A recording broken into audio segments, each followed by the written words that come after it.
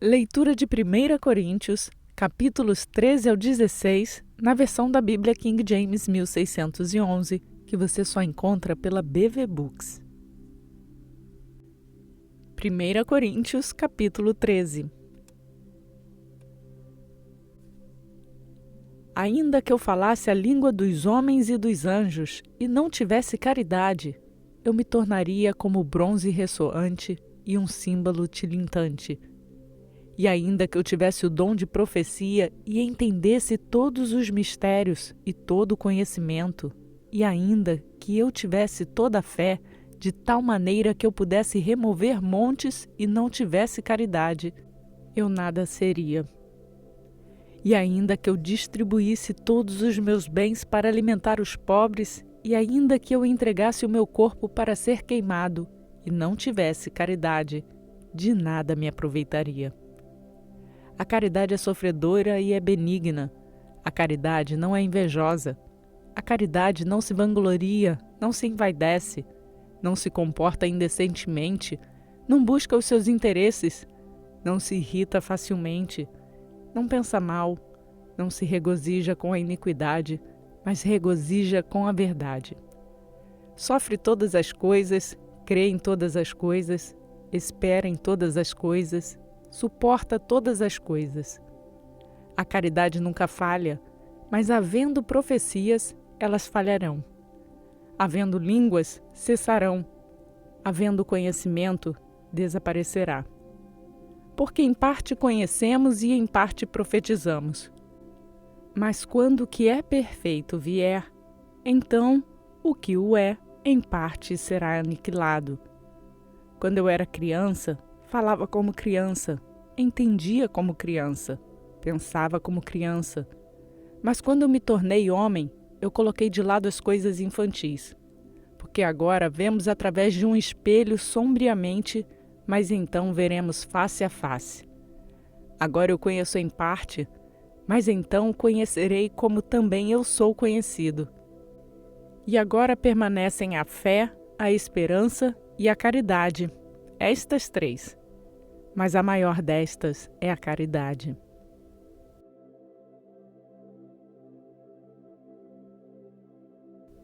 Primeira Coríntios, capítulo 14. Segui a caridade e desejai os dons espirituais, mas principalmente que profetizeis. Porque o que fala em uma língua desconhecida não fala aos homens, mas a Deus. Porque nenhum homem o entende, sendo que em espírito ele fala mistérios. Mas o que profetiza fala aos homens para edificação, exortação e consolação. O que fala em uma língua desconhecida edifica-se a si mesmo, mas o que profetiza edifica a igreja.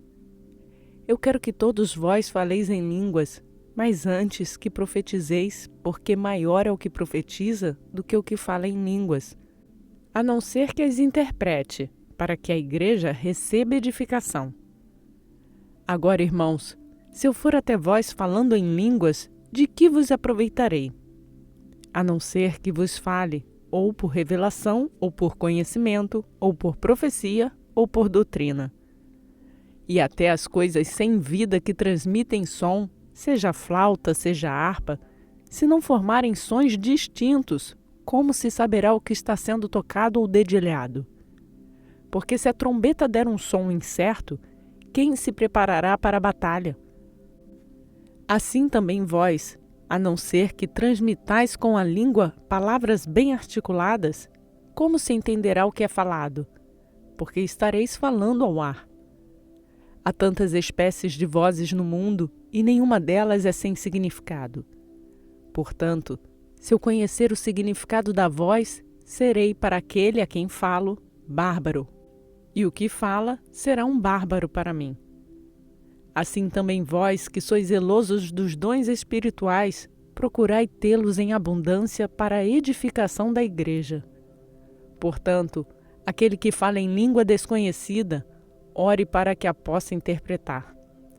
Porque se eu orar em língua desconhecida, o meu espírito ora, mas o meu entendimento é infrutífero.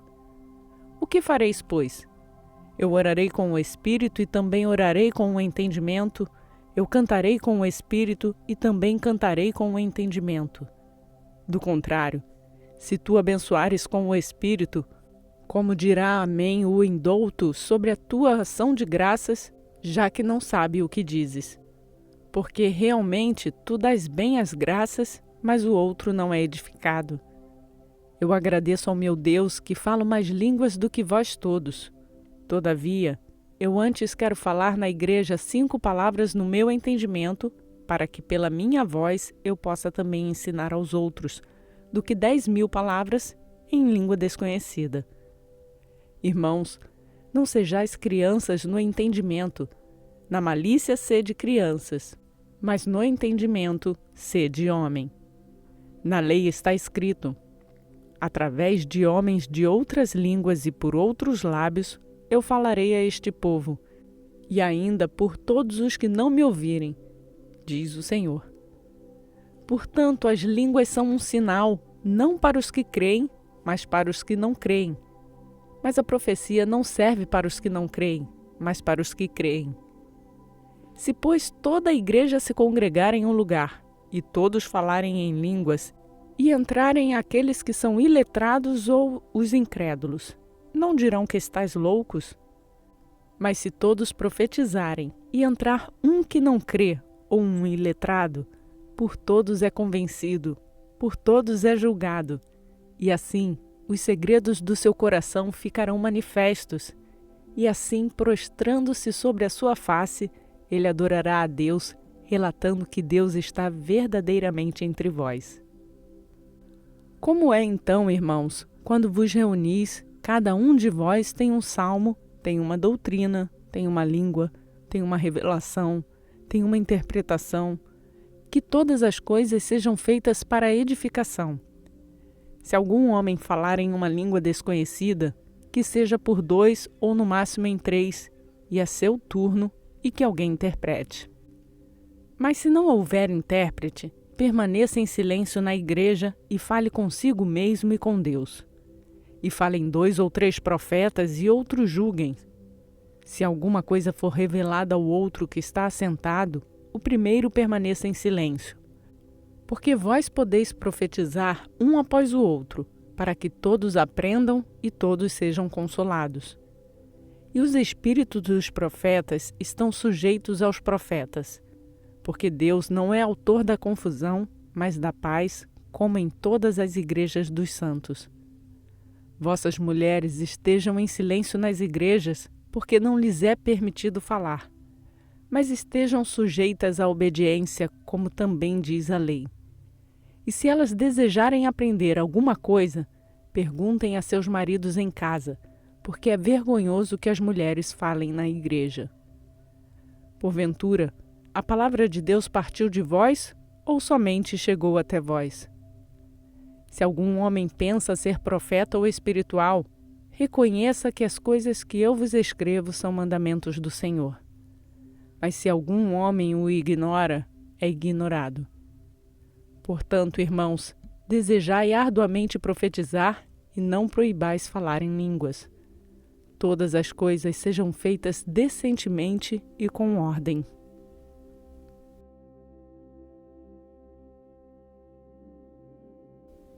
Primeira Coríntios, capítulo 15. Além disso, irmãos, eu vos declaro o evangelho que vos tenho pregado, o qual também recebestes e no qual também estáis firmes, pelo qual também sois salvos, se o guardares na memória o que vos preguei, se não crestes em vão.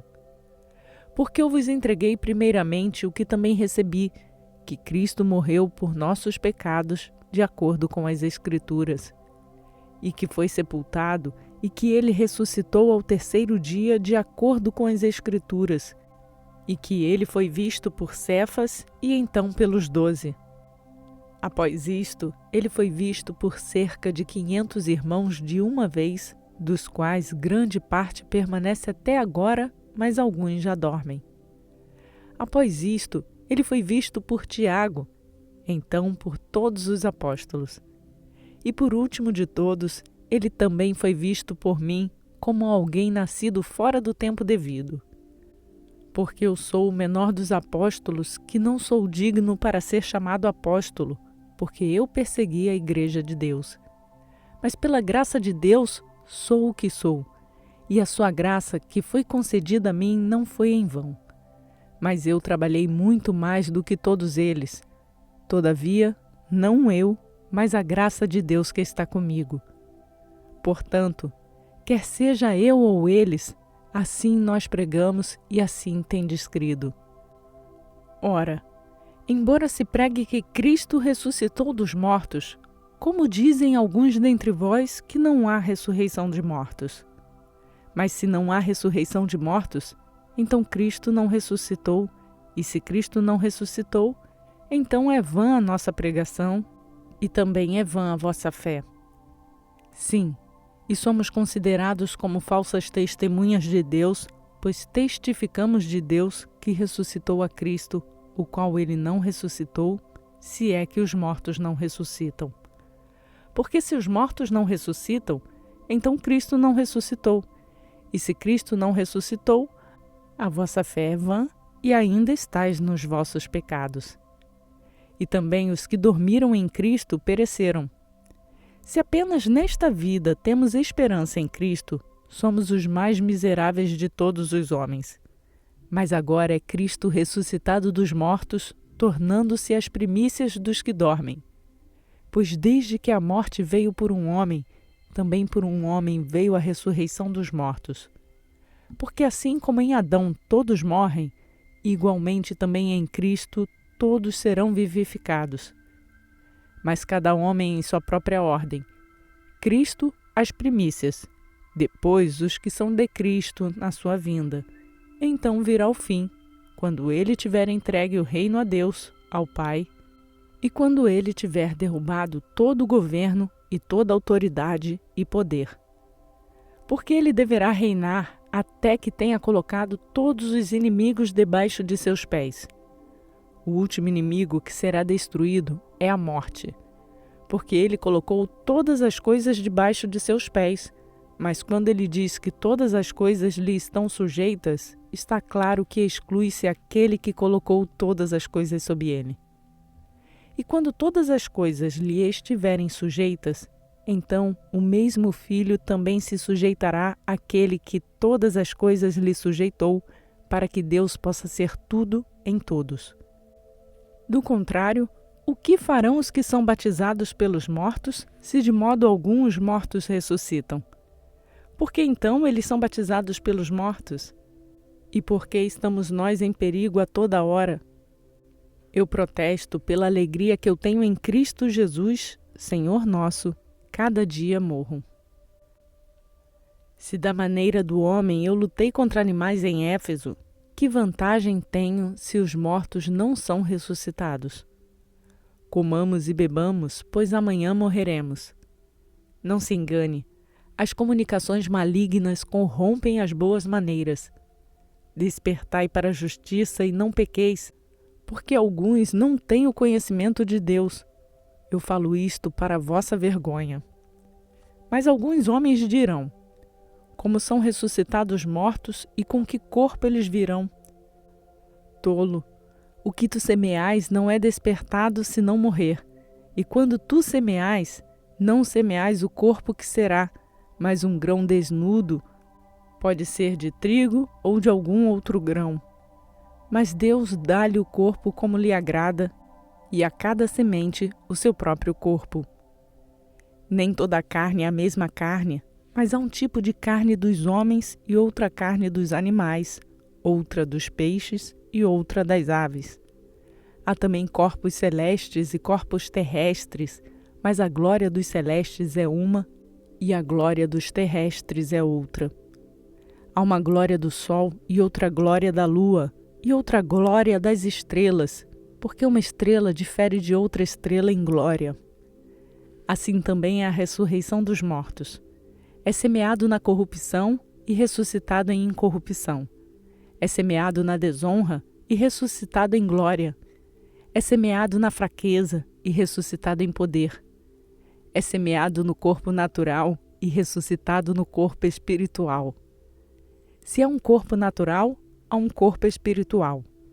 E assim está escrito: o primeiro homem, Adão, foi feito em alma vivente. O último Adão foi feito em espírito vivificante. Mas não é primeiro o que é espiritual, mas o que é natural, e depois o que é espiritual. O primeiro homem da terra, terreno, o segundo homem é o Senhor do céu. Tal qual o terreno, tais são também os terrenos, e tal qual o celestial, tais são também os celestiais. E assim como temos portado a imagem do terreno, assim também portaremos a imagem do celestial. Agora digo-vos isto, irmãos, que carne e sangue não podem herdar o reino de Deus, nem a corrupção herdar a incorrupção. Eis aqui que vos digo um mistério. Nem todos dormiremos, mas todos seremos transformados em um momento, em um piscar de olhos, ante a última trombeta. Porque a trombeta soará e os mortos serão ressuscitados incorruptíveis e nós seremos transformados. Porque é necessário que este corruptível seja revestido de incorruptibilidade, e isto que é mortal se revista de imortalidade. E quando este corruptível tiver sido revestido de incorruptibilidade, e isto que é mortal tiver sido revestido de imortalidade, então se cumprirá provérbio que está escrito: a morte foi tragada em vitória. Ó morte, onde está o teu ferrão? Ó sepultura, onde está a tua vitória? O aguilhão da morte é o pecado e a força do pecado é a lei. Mas a graça de Deus que nos dá a vitória por nosso Senhor Jesus Cristo. Portanto, meus amados irmãos, sede firmes, inabaláveis, sempre abundantes na obra do Senhor, sabendo que o vosso trabalho não é vão no Senhor.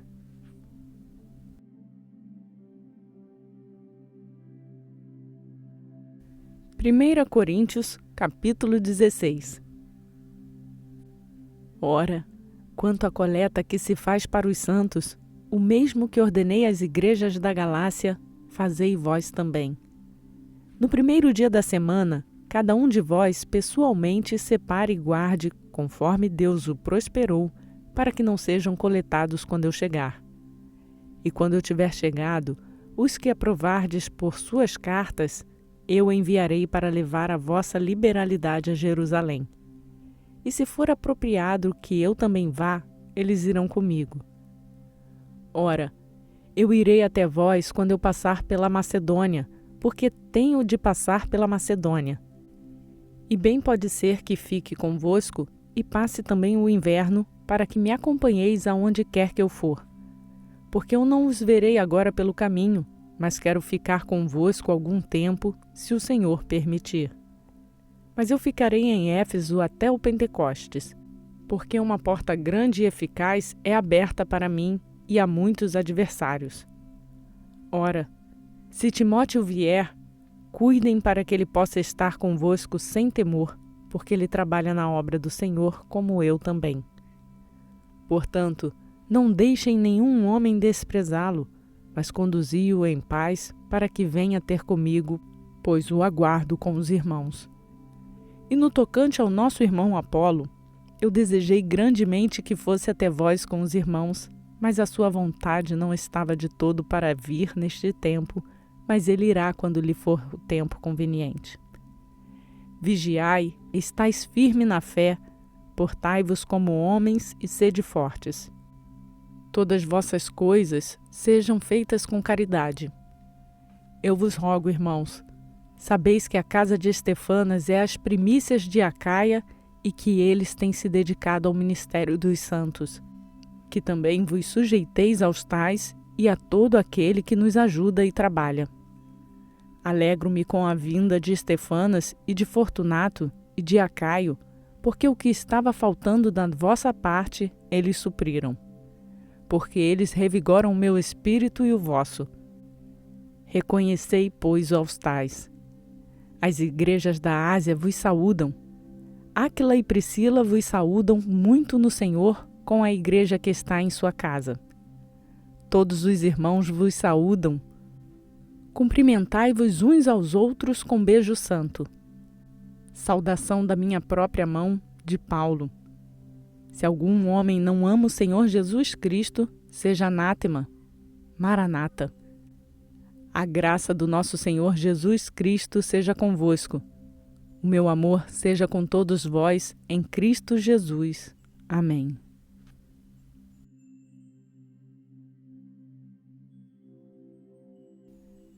Terminamos a leitura de mais um livro e seguimos rumo à leitura completa da Bíblia em um ano. E se você chegou aqui agora, pode seguir no planejamento de leitura, não tem problema. Faça o download do plano de leitura bíblica que está no link na descrição desse vídeo. E lembre-se de deixar o seu like, se inscrever no canal e ativar as notificações para ser notificado diariamente quando uma nova leitura for postada. Seguiremos conhecendo a palavra e vamos incentivar a outras pessoas a também fazer a leitura. Por hoje eu fico por aqui. Que a graça e a paz do nosso Senhor Jesus Cristo seja conosco, hoje e para sempre. Amém.